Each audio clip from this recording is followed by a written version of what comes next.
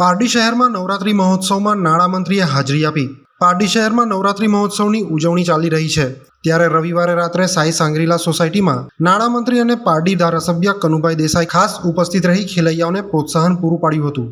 સોસાયટીના પ્રમુખ અશોક પ્રજાપતિ, હોદ્દેદારો અને સિનિયર સિટીઝનોએ નાણામંત્રી અને હાજર મહાનુભાવોનું સ્વાગત કર્યું હતું.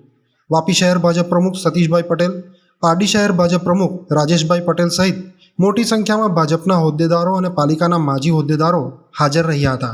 મહિલાઓ દ્વારા પરંપરાગત ગરબે ઘૂમીને નવરાત્રિની ઉજવણી કરવામાં આવી રહી છે.